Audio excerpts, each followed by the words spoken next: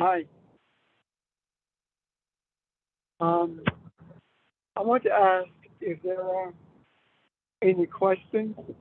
We've been away for a couple of weeks, well, actually a week, and I hope that Juneteenth went well for you guys in terms of your celebrations. Um, are there any questions about anything that has come to you either by conversation or reading, however, whatever it is?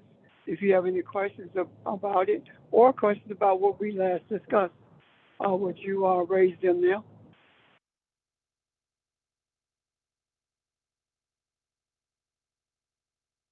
Okay. Um, I I want to ask someone to look at, if there are not any questions, someone to look at the ninth chapter of John, John 9, and somewhere around 35, I think it is, 34, 35. If you could read those two verses, I'd appreciate it.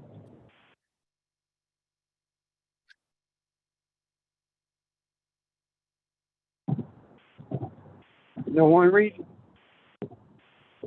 Hey, I got it. Okay. So this is John chapter 9, verse 34 and 35 in the New American Standard Bible. They answered him, "You were born entirely in sins, and you are teaching us?" So they put him out. Jesus heard that they had put him out, and finding him, he said, "Do you believe in the Son of Man?"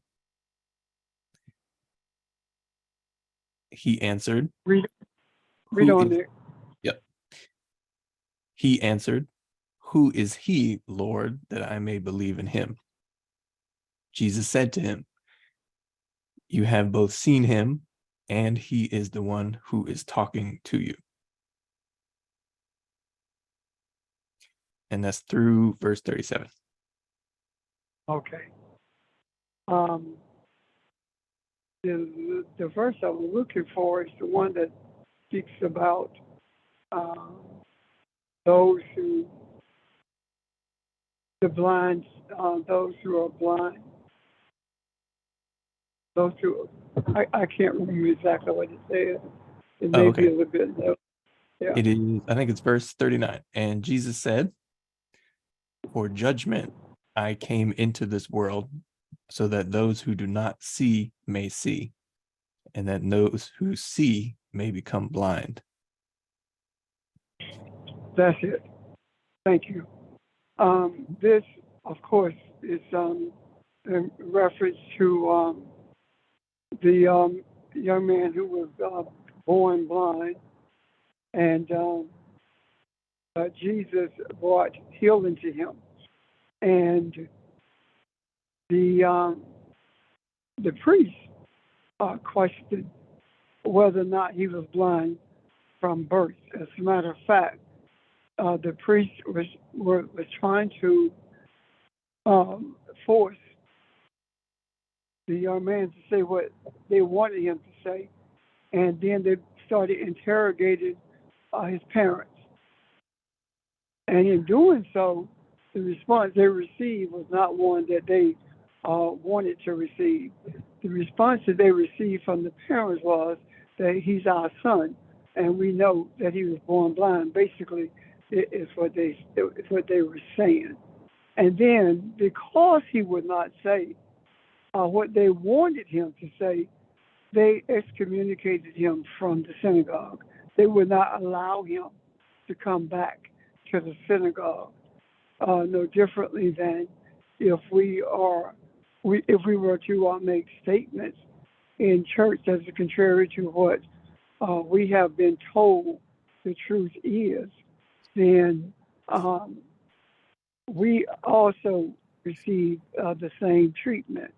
Now that verse 39, when it talks about um, those who are blind, read that one more time for me, Nick.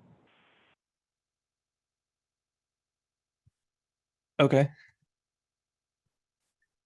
And Jesus said, "For judgment I came into this world, so that those who do not see may see, and those who see may become blind."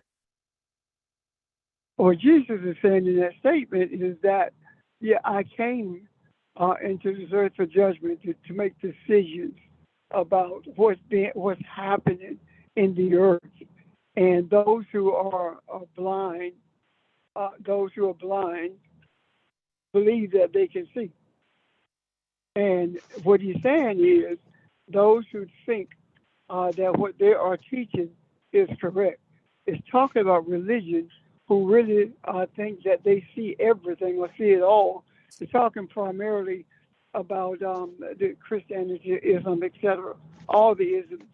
And Jesus is saying that you're blind. However, I came so that those who you say are blind, that they may see.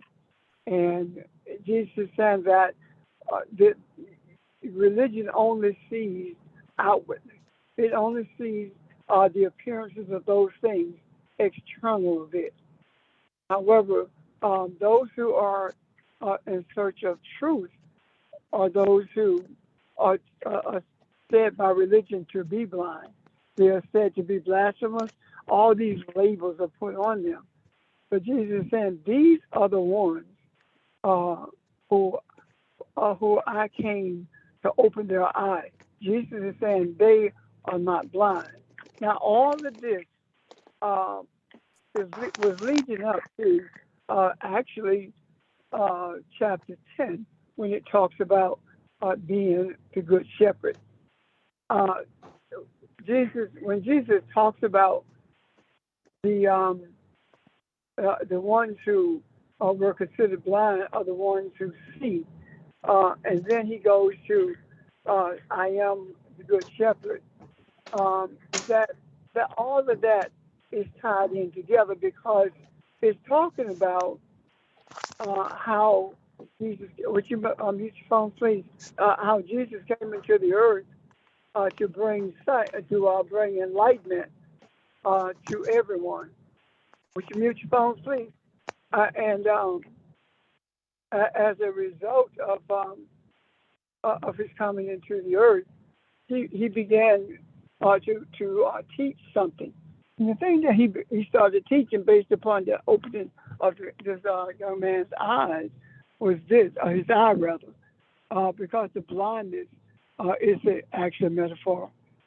Being born blind is talking about being born into religion, of course. But when Jesus says that, I am the good shepherd, what is he talking about? Jesus is saying, I am the ripened shepherd, or I am the guide, I am the source, or I am the source that guides you, or I am the source that protects you. So what Jesus is actually saying in reality is that religion does not protect you. What does it do? It comes like a thief in the night. And if you look at that from the Aramaic, what Jesus is actually saying is that they hop over the fence when no one's expecting them. But I am the door. So what Jesus is saying is that they hop over the fence of your mind. In other words, they get a foothold in your mind and convince you that they are the one to lead you to enlightenment, when in essence, it's just the opposite. And when Jesus says he is the door, what he's saying is that he comes directly to you through your heart.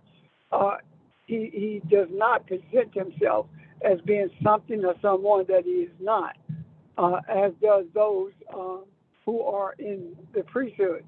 And this same principle is prevalent today with those who are caught up in religion actually coming over the fence of your mind, coming in the back door of your mind when you least expect it, when you're going through your greatest trial, when you are experiencing the greatest pain. That's when they come after you. And the sorrow of which I speak actually is when, especially when someone close to you transitions, and the whole thing is, are you in church? Or the idea of having people to stand up who are not saved and inviting them to be saved. This is a message that is indicative of what Jesus was saying when he said the thief comes by night, or the thief comes over the fence of your mind without you even knowing it. Because when your heart is in sorrow and grief, it is very difficult for you to focus actually and to raise the correct questions to get an understanding of what's happening to you, which means that you are vulnerable, and at your greatest point of vulnerability, that's when religion really pounces on you. Any questions or comments about that? Could I read 39 from the Message? Yes. It's saying what you're saying, using slightly different words. It says, I came into the world to bring everything into the clear light of day, making all the distinctions clear, so that those who have never seen will see, and those who have made a great pretense of seeing will be exposed as blind. And then further down in verse 10, let me set this before you as plainly as I can. This is verse 10:1.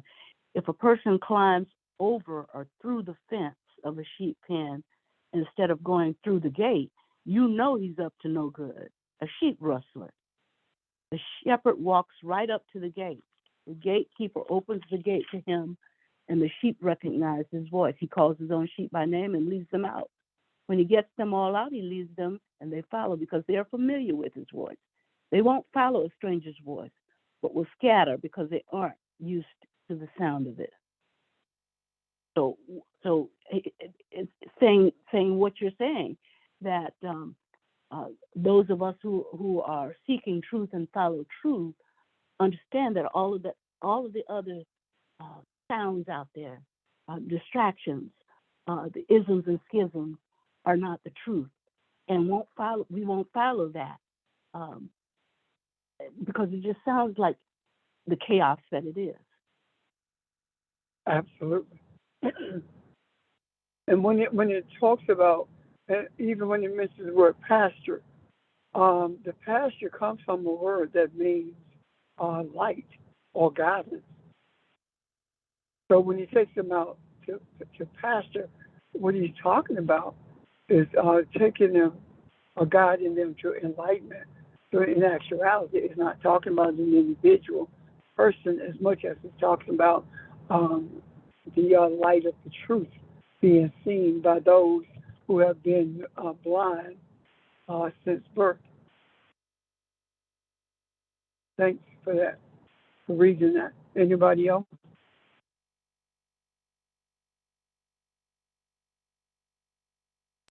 Good morning, everyone.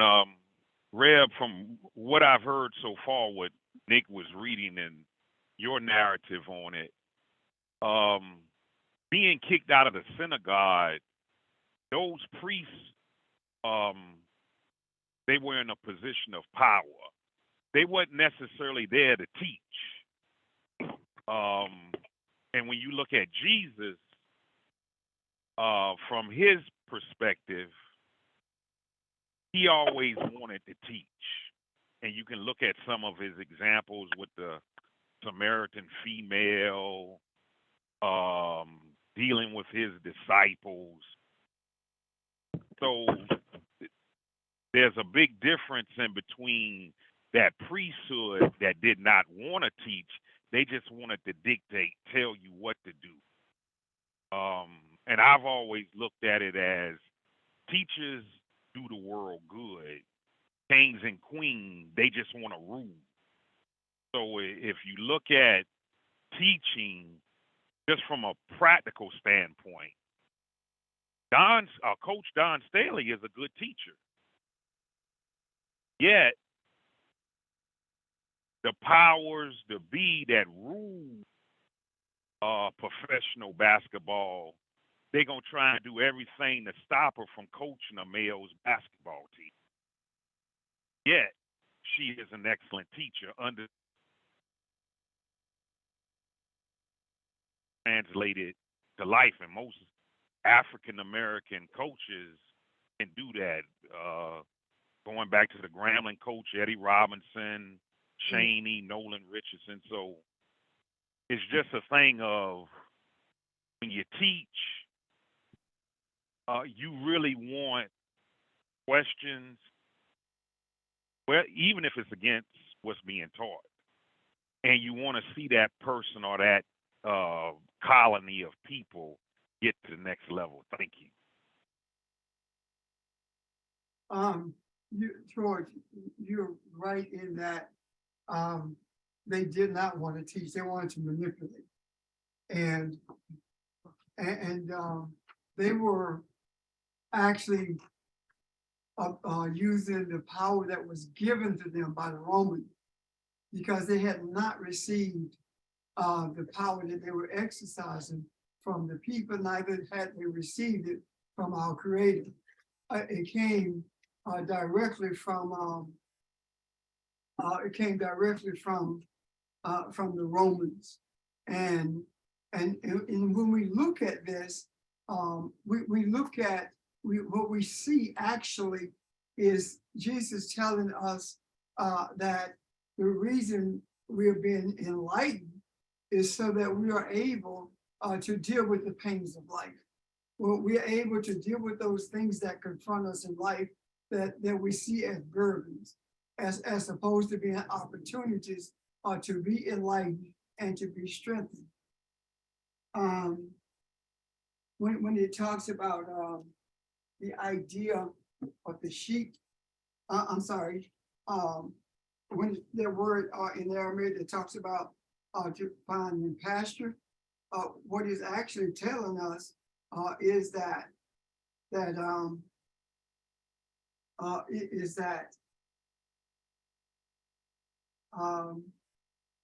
you're finding yourself. It's talking about finding yourself. It's talking about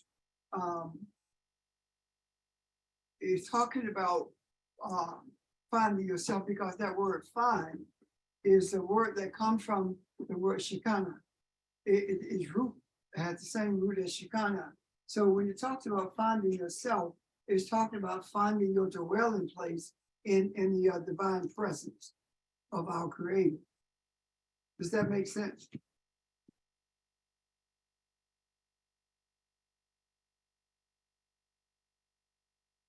Hello? Yes, sir.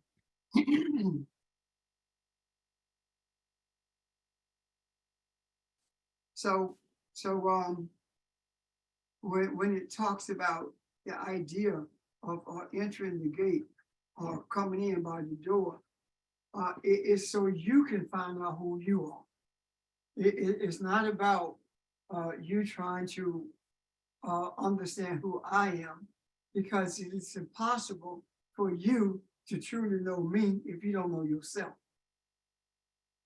Because if you don't know yourself, what you are doing is projecting who you think you are onto me. And because you're projecting yourself onto me is so different than who you are, now I am deemed to be the one who is wrong, or the one who is blasphemous, according to religion, of course, without them even knowing what blasphemous is. So, but when you know who you are, then you don't project yourself onto me. You project light towards me, which gives me opportunity to question the blindness that I have been experiencing all of my life. Meaning that it gives me the opportunity to question the religious concepts that I have been given, as opposed to my having to defend myself because I'm not like you. But if you're light, then you project light to me, because when it talks, the word shepherd comes from a word that means mirror. So when I am the good shepherd, that means that I am a mirror to the sheep. So if you're not a mirror to the sheep, then what are you? Because religion does not teach you or give you a reflection of who you truly are. Religion gives you a reflection of what its doctrine says you are. Does that make sense? Yeah. And that is the reason the longer we stay engaged with religion, the more empty we become, and the more confused we become. And we can see that in confusion itself. One of the ways we can see that within the confines of confusion is that no one ever knows what they believe. If you were to ask anyone in religion, what is Christianity, what is Islam, or what does it mean to be saved?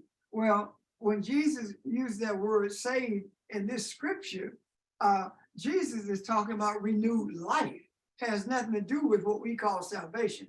So when he says, and they shall be, and thou shalt be saved, he's saying, and you should have renewed life. So when you are enlightened, your life is renewed, which means that your life at one point has been new, has been something special to you, but you were inundated with the doctrines of this world, whether it be religion, history, government, whatever, it doesn't matter. When you're inundated with those things that are not in line with what Jesus was teaching, then that in itself is confusion, because it's not about a direct pathway to truth. It is about what everyone thinks it ought to be. When you look at how churches change pastors, they're never consistent. They're never consistent. The methodology of pastoring is based upon the person who's doing the pastoring, his personality. For example, when I was pastoring, when I first started pastoring, what I did, I would go into the church, a particular church, and for the next few months, I would observe. And in observing, what I would do was set a program around what I see. And excuse me, and consequently what happened is I ended up organizing a company, because it functioned like a company structure, with me being the CEO and those others who worked with me, the CFO, who is the treasurer, etc. And at each place I went, I did that, with the exception of two places, Great in Faith and Foundation.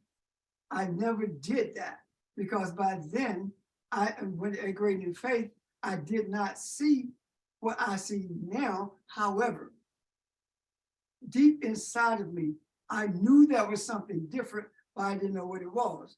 So when it got to a point where I said to Great in Faith, if we are to be like the First Central Church, then we have to dispense with all of these auxiliaries, including the choirs, because this is not scripture at all. This is doctrinal, based on Baptist doctrine and other Christian doctrine. we dispensed with all of that. And it was at that juncture that we became teachers of each other. We became a light for each other. And so when I was confronted with other pastors telling me that the church is a business, then that irritated my soul, because a business makes profit, is in business to make a profit. And those are the fundamental things that I had to change about me. Because if I didn't, then I would be no different than the hireling who comes in and pretty much dominates the people and forces them in a given direction. And that direction is the one that he chooses. So it doesn't matter how many different pastors you had, you will find that none of them were consistent in the way that they led the sheep. Does that make sense? So when we are talking about, I'm sorry, when Jesus is talking about us being enlightened, when Jesus is talking about dwelling in the presence of the divine, when Jesus is talking about the hireling coming in over the fence, and Jesus is telling us that you will never have peace in life until you understand the nature of the good shepherd. And Jesus was not really saying he's the good shepherd in that I'm better than anyone. He was saying I am the ripened presence of the divine. That's what he's saying. When he says, I am the ripened presence of the divine, and he carries the sheep out to pasture. And when he takes them out to pasture, he's saying that I am the ripened presence of the divine who guides the sheep to the light. That's what he's saying. Can you see that? Yep. Yeah. Was someone about to speak? No, we just say yes. No. All of this emanates from the opening of the eyes in that 9th chapter. All of this starts there, because if you read it continuously, you will see that should not have been a chapter break there, because all of it is talking about guiding the sheep to the light, and the idea of when we speak about sheep, we're talking about being docile. We're talking about being guided. We're talking about being easily manipulated, and that manipulation comes as a result of the Romans putting the priests in charge, no differently than the government putting the government of the church putting the preacher in charge. No different. It is the same principle, and the principle is geared toward manipulation only, for the purpose of being controlled. Any questions or comments?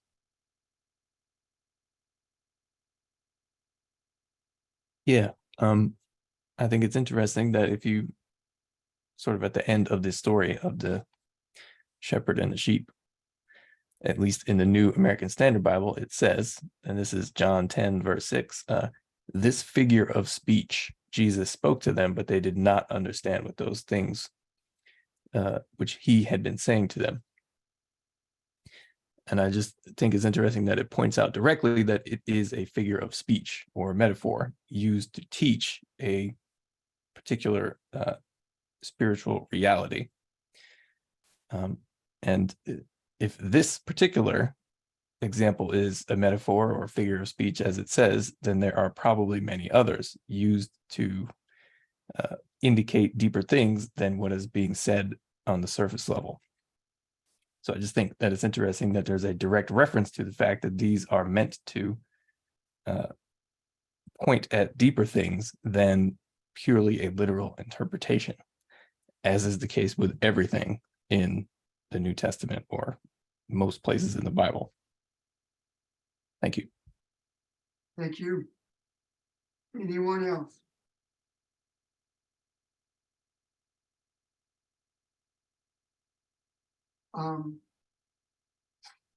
The good shepherd, Jesus, the ripened presence of the Creator we are being shown how to understand it from the inside out. If that is the case, then the hireling coming over the fence is doing what? The hireling is feeding you whatever it takes to keep you in line. The hireling is giving you the doctrine and browbeating you into accepting it, whether you understand it or not. Any other questions or And comments? also keeping you in that fence. Not a lot. In other words, a fence of your earth consciousness, rather than showing you who you really are, which means that you come out of the fence then of earth consciousness, and you begin to explore and to look inside to understand who you really are.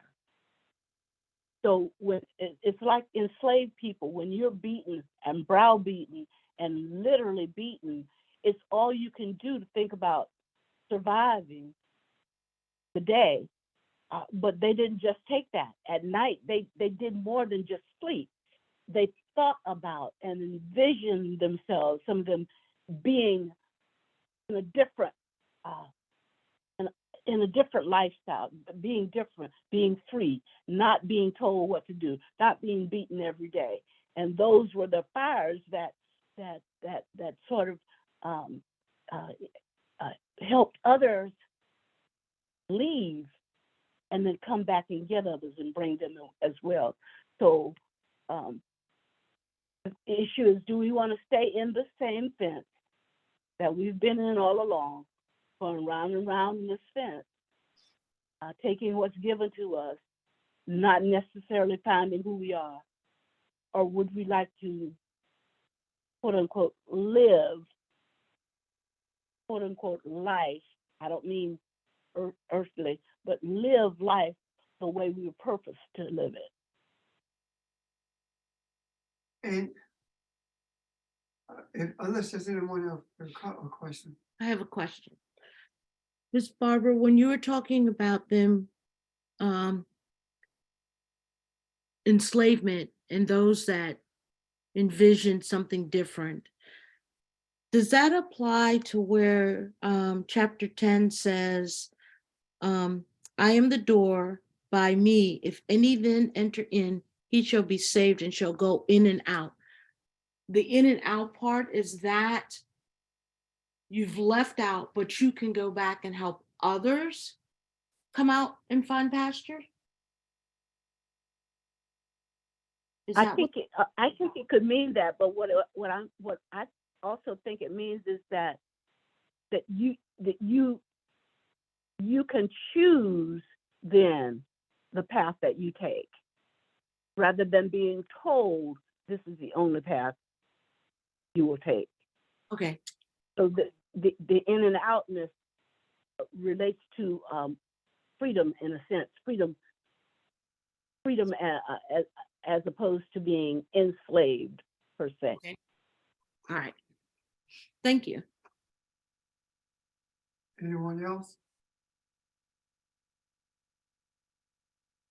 If you did not have the choice to go in or out, then you would be enslaved. The only way that you know that you have that choice is to be faced with light and religion. Now you have a choice. You can follow the pathway of the light or not. Jesus says, I lay down my life for the sheep. Jesus is saying that I give up my life to be a mirror for the sheep. No one can take my life. I have the power to lay it down and the power to pick it up. I have the power to be the light that I am. It is my choice whether I'm going to be that mirror or whether I'm not going to be that mirror. In religion, you don't have that choice. You only are instructed to follow the doctrine of that particular sect, regardless of what religion it is.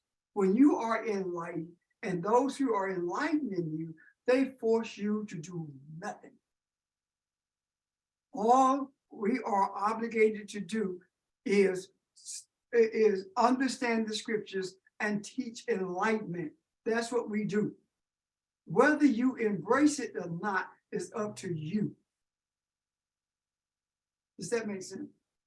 That's your prerogative to choose it or not to choose it. Now keep in mind, this is the same chapter where Jesus, the priest say to Jesus that he presents himself as being God. I think around 20 verse somewhere down there. And Jesus say, is it not written that I say that ye are gods? So this is, all of this is leading up to that. So when you are enlightened, when you become that mirror for others, as opposed to focusing on you only. This is what I want. This is my career. These are my things. This is my goal. This is where I'm headed. Instead of you focusing on all those things that's going to enrich you, the primary thing in your life is to be a mirror of enlightenment for all the sheep. And that is the reason you can walk into a place and do not open your mouth about anything. And someone says there's something different about you. Or someone will walk up to you and pour their life out to you. All the personal things that they're confronted with. It's because from the depth of their soul, they see the light. They see that they see that mirror. Now they don't understand it, as Nick was reading earlier about them hearing and not understanding. They don't understand why they came to you, and they probably go home and say, "I don't even know that person. Why did I talk to them? Why did I tell them all my business, my life?" But that's who we are. Now all of this leads us to the place where we began to see who we are. And that's all Jesus is talking about here. The preacher, the pastor, the rabbi, the imam, the whomever is going to say to you, do you think you're God? Is it not written? It's like when you bring deliverance to someone, that question comes. Do you think you God? When you talk about bringing healing, who you think you are? And that's no different than the priest saying he presents himself as God. No different. And if Jesus responded with that, then how come we are deemed to be cursed if we say that we are God when it's written that? And the explanation for that is that we are the little God. I don't get that because either you're Allah or you're not. That's it. There is no big Allah and a little Allah. It makes no sense. And the idea that that Jesus was 100% God tells you that you can't be like Jesus if you listen at it from religion, because he wasn't. Son of Man, translated from the Hebrew or from the Aramaic or from the Arabic, is human. So when he said the Son of Man, he said, I am human. That's what he's saying. And Jesus saying, I am human, and telling us that he is the good shepherd, telling us that he is the presence of the divine. Think about that. I am the ripened presence of the divine. And that's one of the reasons they said that he presents himself as God, because that's what he was doing. If you are not the presence of the divine, if you are not embracing the image that you were created in, then you have no divine right to speak to people about righteousness and enlightenment, because you don't know anything about it. All you doing is making it up as you go. And that is the reason, no matter who is preaching from any denomination, especially Christian, no matter who is delivering the message, they use the same chapters, same verses, the same message over and over again. I never will forget sitting in a meeting and talking about Abraham remarrying and having children with Keturah. And I'm challenged. No, he didn't. Sarah died. Blah, blah, blah, blah. Well, read the 25th chapter of Genesis, then all of them shut up. You know why? Two reasons. One, they don't read the whole Bible. They take a verse or two. The other thing is, the seminary teaches you what you are to read in the Bible. So when you read it, you don't see beyond what you've been told it means, because subconsciously it sticks with you. And my mantra in relationship to this has always been, read it again for the first time. Read it as though you've never seen it before. And you will see things in there that you have never seen. However, if you read it based upon your religious teachings, you're not going to see anything except what you've been told is there. That means that you are not looking at a mirror, because the mirror is the divine presence. What you're actually looking at is something pretending to be the mirror. And that thing that's pretending to be the mirror is what you mimic, as opposed to knowing who you are. How many people come through, if you ask them who they are, they tell you I'm a Christian. And you ask them, what is a Christian? One who believes in Jesus Christ. Believe what about Jesus Christ? You don't get answers. You don't. If you are something, then you ought to know what that is. You don't have a problem telling someone you're a woman or you're male, do you? I hope not. You know who you are. And I'm not talking about only physically. I'm also talking about emotionally.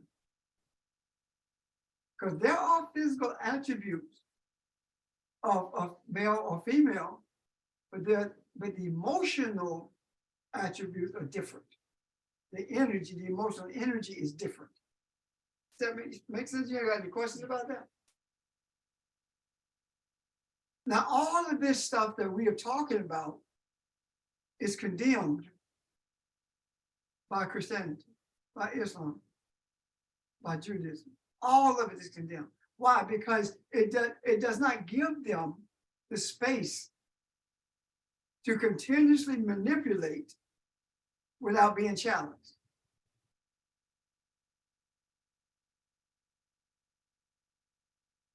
When you begin to appropriate the God of Abraham, Isaac, and Jacob for yourself, because you are quote unquote Jewish, and the only way that you can belong to God if you're a Christian is to accept Jesus Christ as your Lord and Savior, and not even know what that means.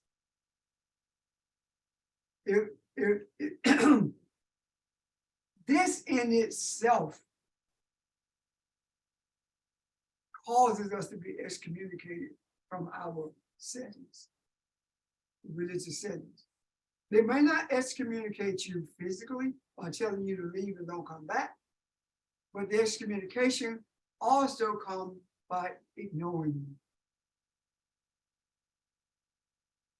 by castigating you publicly, always speaking something negative about you.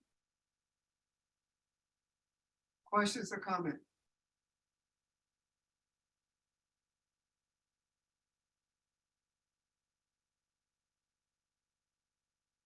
So how do we sum this up? We were born blind. We were born without enlightenment. We were born blind. What does that mean? We were born not knowing who we are because we were inundated with religious concepts or concepts of this world as opposed to spiritual concepts. And what opened our eye? Jesus? Yes. Meaning that the word that delivers is what opened our eye. And when that eye was opened, the settings that we were in provided nothing for us after that.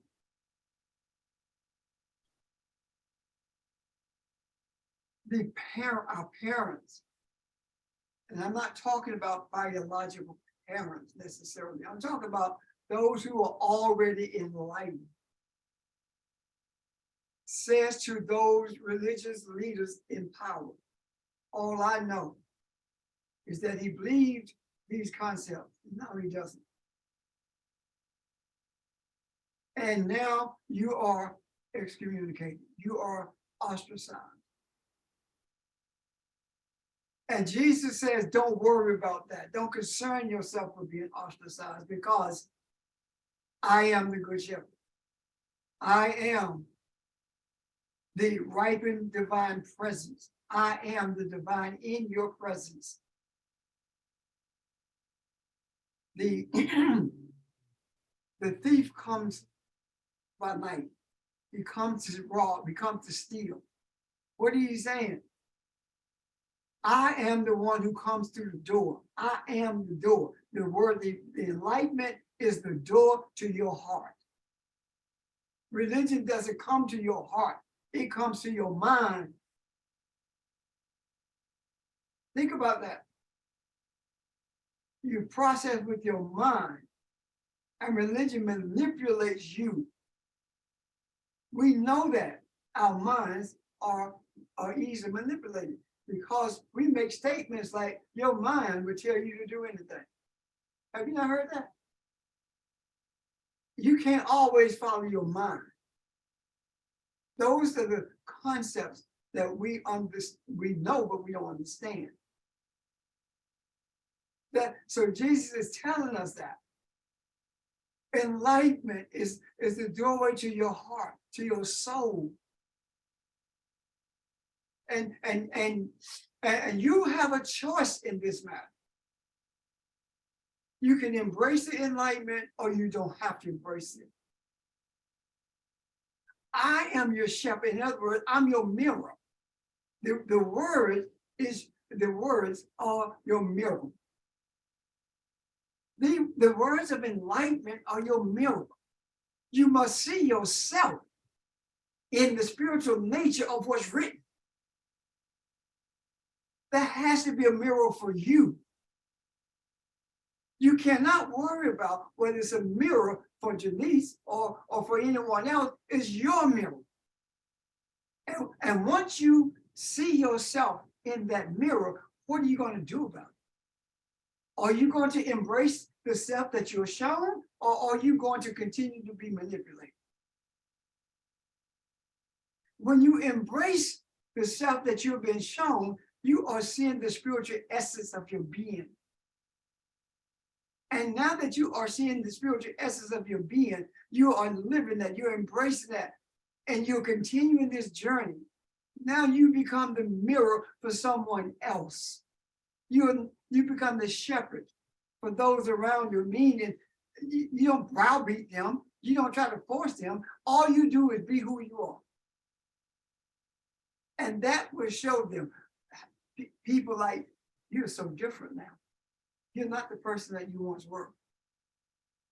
That's because you now are a mirror.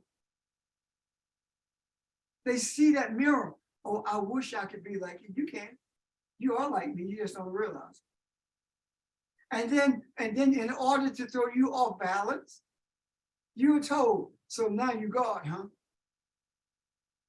And Jesus said, when they said that to you, just tell them, is it not written that I said that you're gods? Is it not written that even though you're God, you don't defend the poor, you don't defend the weak, and you end up dying like mere men? This is what we're talking about here. And when you die like a mere man, he's not talking about not breathing as much as he's talking about being spiritually dead. Questions or comments?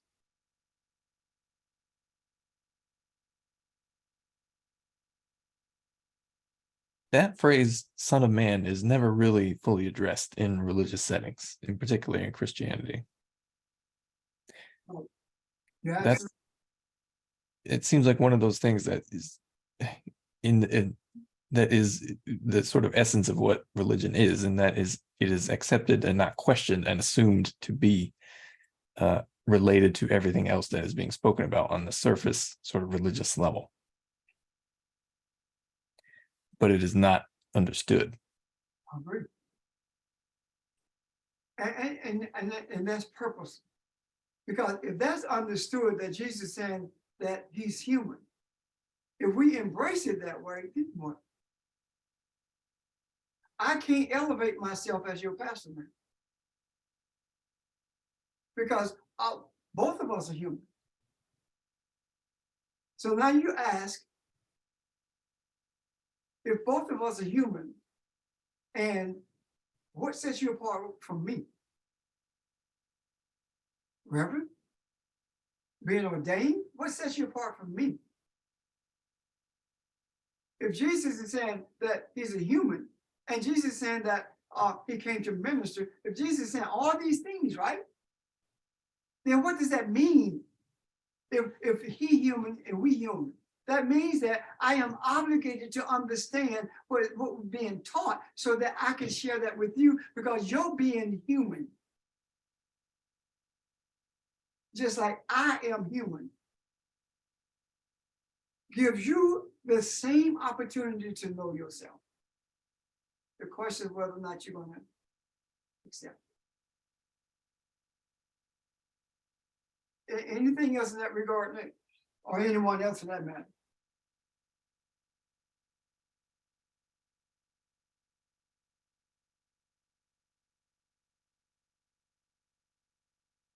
This whole scripture, these whole chapters, rather, is about actually knowing who you are and embracing it.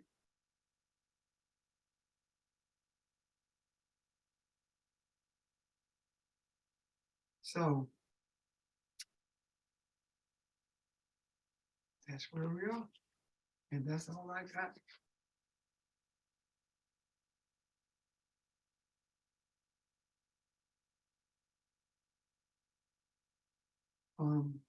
Let me say something about this other verse.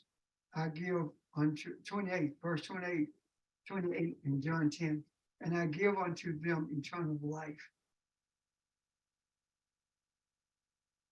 Eternal life is defined in John 17 as to know God and the one whom he sent. So if he said, I give eternal life, I'm giving you an understanding of who you are. I'm giving you an understanding of the one who was sent, understanding of God, of Allah. I'm giving you that understanding. That's what the eternal life is. And because you embrace that, you will never perish. And no one can manipulate you again. No one can pluck you from a hand. No one can manipulate you again. Guess what? It does not mean you can't be manipulated. It means that no one can manipulate you once you know who you are. Only you can manipulate you. You can convince yourself of anything. Can you see that? Is that the story of Job, where his wife tried to manipulate him to be somebody he was not? And Job is about all of us. Okay. It's about all of us, especially those of us pretty much worldwide who live in a society of materialism. Job speaks clearly to the dangers of materialism when you conflate them with spirituality.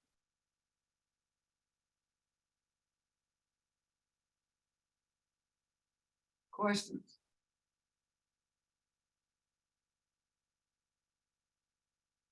Well, folks, Reb, I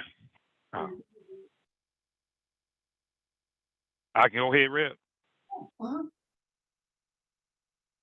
Just out of curiosity, I can understand why education didn't tell me anything about June. About what? Yeah, Juneteenth. Oh, I can understand why education didn't tell. Yet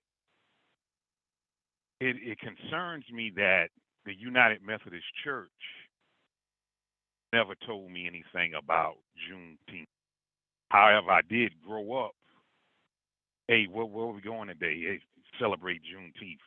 And I just thought it was another family reunion, yet I was 7, 8 years old until someone just explained it to me. Yet, what is your opinion on not so much why the United Methodist Church didn't say anything about it, because that's just based on my experience.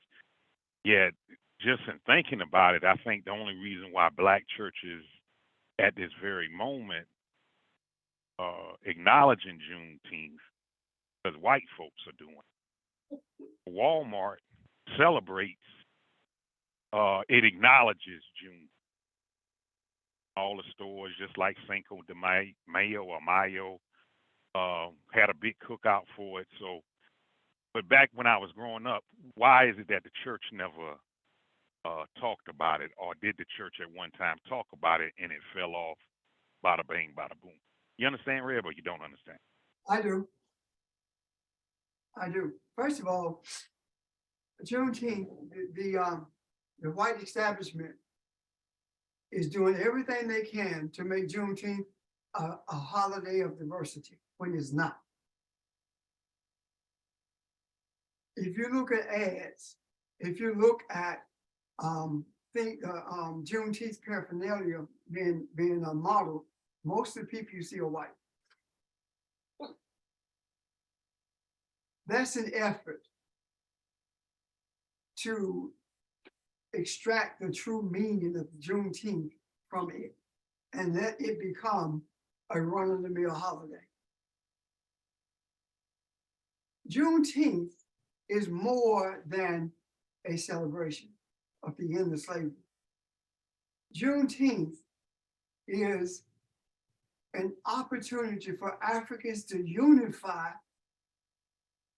as we move in the direction of freedom. You understand what I'm saying? It is an opportunity for us to see ourselves as a common unit, so as we move towards freedom. Why do I say that? Because when I say that Juneteenth is more than the freedom of slaves, because most people don't know this, but Juneteenth did not end slavery. And when those in Galveston, Texas, when the enslaved people in Galveston, Texas, were freed, that did not end slavery, because slavery was still intact in Delaware and Kentucky. And it was legal in those states, because slavery only ended in southern states and those who were in favor of the Confederacy. Delaware and Kentucky did not end slavery until the 13th Amendment was adopted later on that year. So Juneteenth is a broad, much needed concept of unification for the purpose of being free. It's more than a date in time. You understand what I'm saying, George? Yeah. And hearing you speak, it is more than just a celebration. And I do like that word. It's a time to reflect and unify. But that part I really get down with. Thank you. Now I want to get to the church. The reason the African church did not celebrate Juneteenth is because the white Christians didn't celebrate.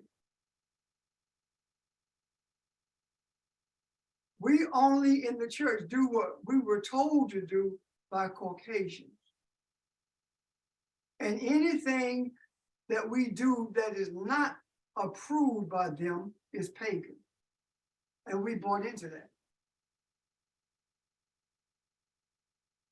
The Juneteenth, after Marcus Garvey, and after his movement began to die out some years after that, I guess about 25, maybe 50 years after that, Juneteenth began to die in the minds of people. Juneteenth was rejuvenated in the 60s.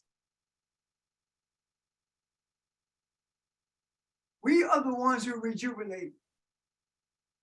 We are the ones who started celebrating Juneteenth in the parks, in the major cities. There were spots, like in Texas, where it was always celebrated, Texas and Los Angeles. But by and large, it was the young people of African descent who rejuvenated it broadly during the late 60s, early 70s. The church frowned upon that. The church didn't want to have anything to do with anything that was going to challenge white superiority until Martin Luther King became popular. When Martin Luther King became popular, even the National Baptist Convention rejected him. So the church didn't do anything that was going to enhance our journey towards freedom. We were not supposed to experience anything of any measure of humanity until we die and go to heaven. Always after we die, in the by and by. The rank and file have always been the ones who have fought for this thing called equality. I look at those now who in these positions who would not have anything to do with anything that we as Africans were fighting for. There were Black schools, the students did not know who Marcus Garvey was. I'm not talking about high school, I'm talking about colleges and universities. They knew nothing about Marcus Garvey and they hated Malcolm X. Because they were told to hate Malcolm X. They were told that there was a rift between Malcolm X and Martin Luther King when that is not true. So all the things that we have done and continue to do are things that were approved by white folks. We've just begun to break out into broadly celebrating Juneteenth. We, early on, we would have Juneteenth ball. We had one at Fort Jackson, had one in my house. We did Juneteenth ball. It's just recently that we've begun to do it on a broader scale. And you say, well, we picked up. No, you didn't. We did not do it on a broad scale until white folks said it was okay. When Biden signed that proclamation saying that Juneteenth is a federal holiday, they were giving us permission to celebrate, and we did. Does that make sense? Can you see the picture? Yeah. This is not I can read. great. This is not a holiday of diversity. This is an African holiday. Matter of fact, Juneteenth is more of an African holiday than Martin Luther King's birthday is. Martin Luther King, and you've heard me say this, I'm paraphrasing, that the biggest mistake he made was leading his people into integration. King sought to integrate and ended up assimilating, and nothing changed in our lives. Juneteenth is about a complete change. It is a philosophy of total freedom. It is a philosophy that says to the African, you have nothing to be ashamed of. There is nothing in this earth that came, that was brought in, I'm sorry, there's nothing in this earth that was invented for the comfort of man that you didn't invent. Not one thing. I listened at with that report when the lady on CNN and Obama were talking, and they are going to Greece, which they call the cradle of civilization. This is how they reference it, the birth of democracy. And everyone knows, anyone who knows rather, African history knows that Greece is not the birthplace of democracy. So we have to make sure that we disallow the philosophy, the energy of Juneteenth to be usurped by those who do not have our best interests at heart. Walmart does it because Walmart makes money. That's it. Amazon does it because Amazon makes money. You can get a white supremacist cap from the same site that you can get a Juneteenth cap. It's all about the money. Now, do I care about them making money? No. Why? Because they might be making money, but I'm able to talk about our history because now it's on your mind. Now you're questioning it.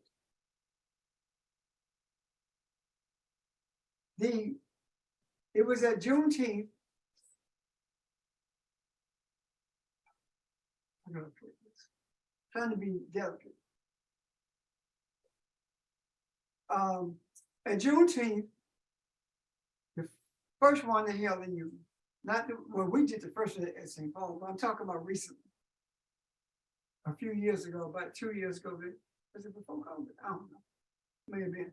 But anyway, yeah, it was before COVID. I refused to submit my speech for clearance. And they didn't let me speak. Afterwards, I gave them my speech. They read my speech. And the next year, the next time that they had it, which was last year, they wanted me to present it. You know why? Because in that speech, I made a statement that slavery did not start in 1619 in this country, 1619. The first slave that were brought into America was in 1521 down the Petee River in the Petee area. And they rebelled against the Spanish who had brought them there and freed themselves. That was questionable to folks until they did their own research. What is that saying? If you allow people who think like Caucasians to set the agenda, they're gonna treat you like Caucasians treat you. So I stepped back. I'm not boasting, but the reality is this. No one on that committee knows more about African history than me. And they know. Now they know it. So what am I saying to you? We cannot disavow who we are, what we're capable of, simply because people go say we boasting. I was talking to someone yesterday, and he saw me in the yard and stopped, and we hadn't talked in quite some time. And he was in DC when I was there. And he said, I don't know why I didn't run into you. I told him we travel in different circles. And then I explained to him that, you know, you, my brother, y'all party in Plan B. Well, I was traveling around the country, registered people vote, working with Stokely Carmichael and others. And he says to me, you were in history. And I'm like, I know it. But nobody knows it. We didn't do what we did for anybody to know. We did what we did because it's the right thing to do. Does that make sense? If history picks it up, that's fine. But that's not the purpose of it. So you don't allow anyone to determine your purpose outside of the purpose of righteousness. Outside of doing it because it's the right thing to do. If you don't get credit for it, so what? It's done. And the greater is not getting credit, because getting credit for the target on your back. And I ended the conversation by saying to him, I'm not a king, I'm a kingmaker. The king gets shot at, the kingmaker doesn't, but he always in the background. Anyway, that's my presentation or response rather to Mr. George's questions. And I hope I covered covered the question or gave you answers that's sufficient for the question that was raised. Thank you for the opportunity. Any other questions? I just want to point out that you said the move towards freedom as opposed to saying that we're already free. I think that's important to distinguish. That was purposely said. Moving towards freedom, because we are not free.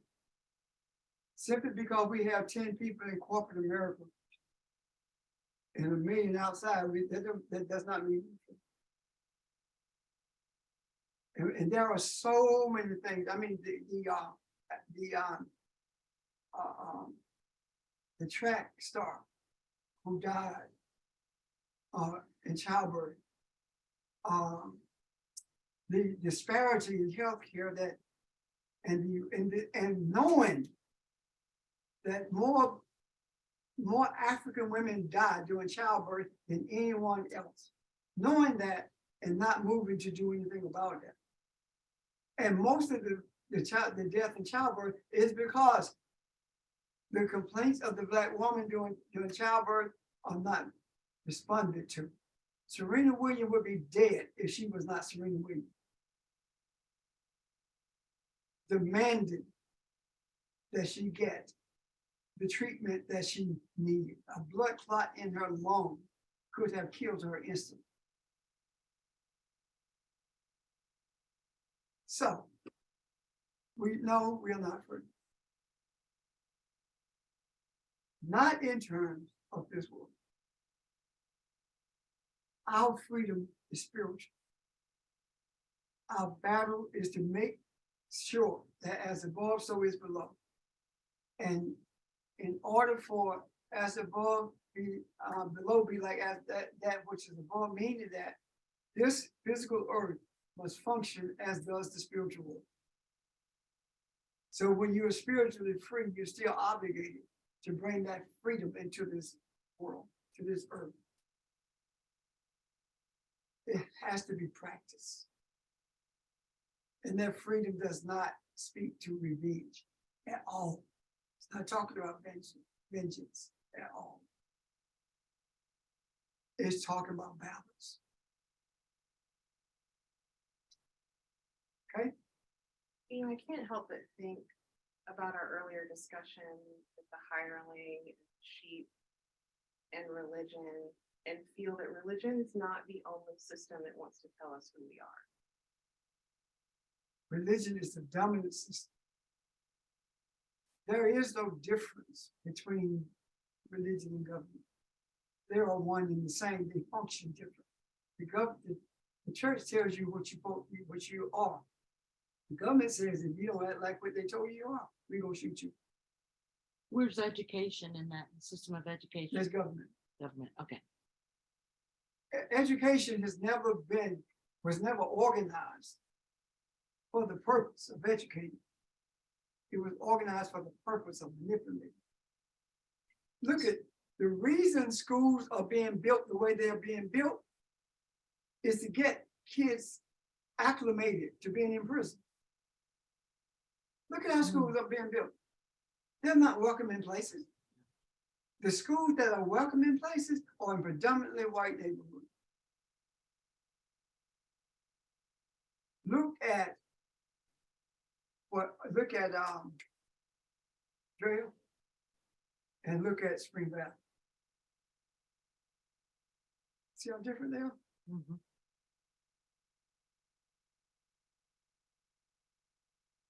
In small southern towns, schools are built like prisons. In major cities, schools in our communities are built like prisons. And that didn't just start because Ballou in Southeast DC looked like a prison when I was in DC. The little slit windows. Anyway, that's where education fits in. It's government. And it was the previously enslaved people who set up a system of public education in this country. Because education was only for those who were wealthy. And the instructor would come by their house and teach their kids at home. It was never intended for anyone other than the aristocrats to be educated. And those people who died in the Civil War fighting to maintain slavery couldn't even read the word of the South. They couldn't spell Confederacy because they were not permitted to be educated.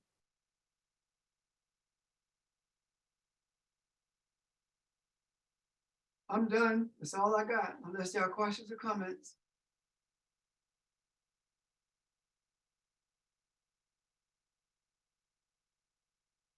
Okay. Thank you, sir. Thank you, guys. Thank you, Nicholas. Thank all of you who had input and those of you who had energy input by your presence. Have a great day. Thank Thank you, everyone. you all Thank too. you. Bye-bye.